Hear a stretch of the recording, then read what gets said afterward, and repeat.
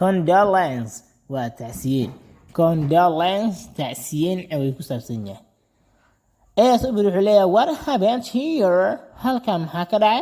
what happened here هل كم هكذا there is a funeral تعسي أيا كجرتا in this house قريان there is a funeral تعسي أيا كجرتا in this house قريان who kicked the bucket يا جيريودي who kicked the bucket يا جيريودي and all the women and all the aged women and all the aged women naag duqoha cajuusa naag cajuusa ahee has passed away ayaa geeriyootay this morning saaki ayay geeriyootay liir naag cajuusa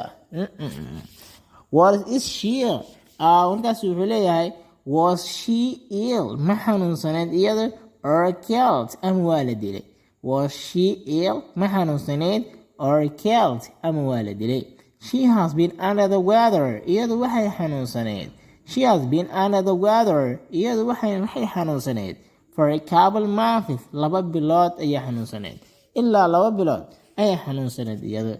alright hagaag buu yidhi may she rest in peace ilaahay ha u naxariisto may she rest in peace ilaahay ha u naxariisto amiin